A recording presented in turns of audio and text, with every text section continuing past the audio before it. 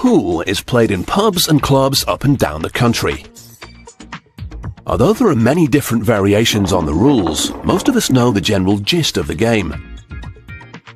What a lot of people don't know is that it was actually invented as an indoor version of croquet.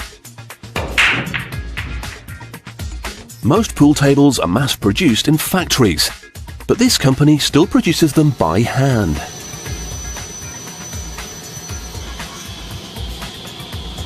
First, panels for the tabletop and sides are cut to size.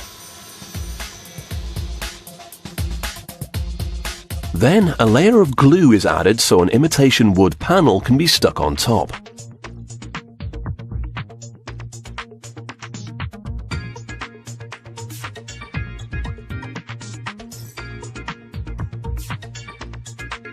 Once they're in place, the layers are firmly pressed together and the glue spreads evenly, forming a permanent bond. Now it's time to build the frame. This is the part of the table you will be leaving your change on when you're waiting for a game.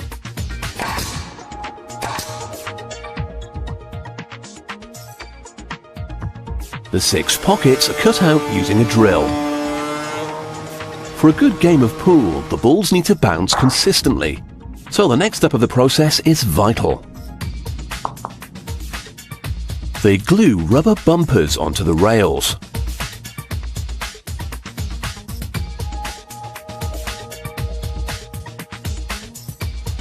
When they're covered, these will be the cushions, and they'll make sure that the balls rebound evenly every time.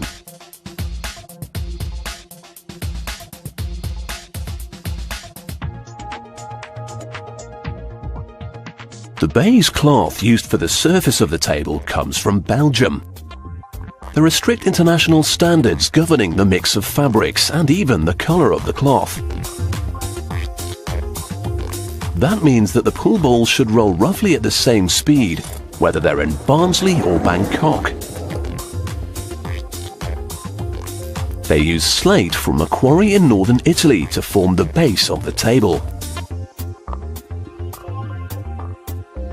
The baize is pulled tight on top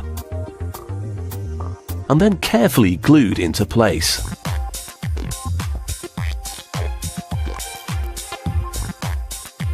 Then they smooth out the edges and pockets to make sure there are no creases. As they secure the cloth to the base, another worker attaches cushions to the frame.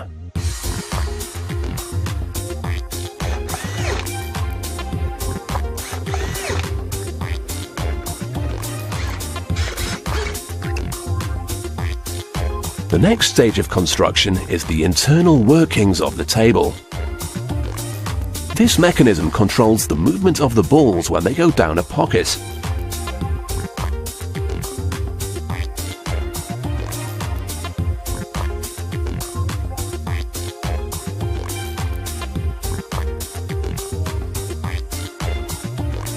Have you ever wondered how a pool table can tell a winning shot from a foul?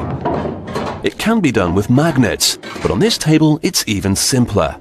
The white ball is slightly larger than the coloured balls, so when it hits a height barrier it's diverted back out again instead of remaining in the machine.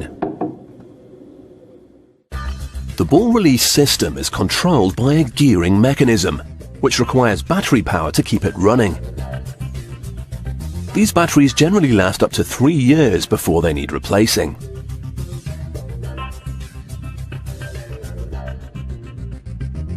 Once the system has been completed, a set of balls is passed through to make sure everything is in working order.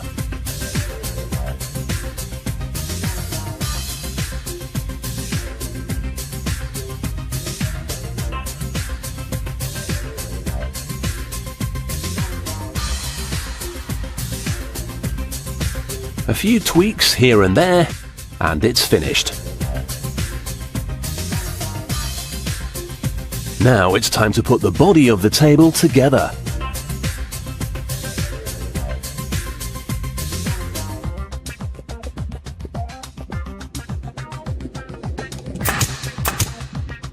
The final nails are driven in, and for the first time they can see how it will all perform together.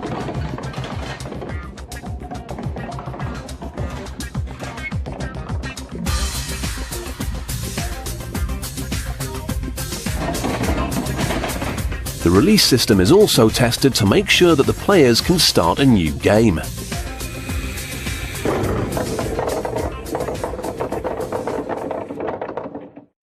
When the slate goes in, the table will weigh half a ton, and it would be far too heavy to move as a whole unit. So the final assembly takes place on site. First, they fit adjustable legs.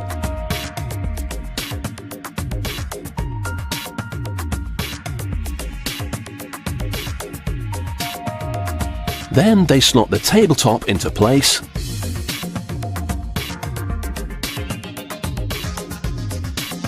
And they add the frame on top.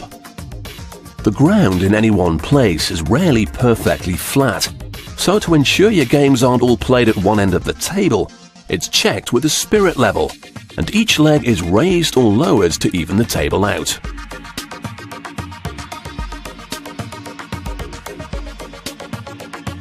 So the next time you're on a losing streak, before you start blaming the table, just think of all the precision work that went into building it.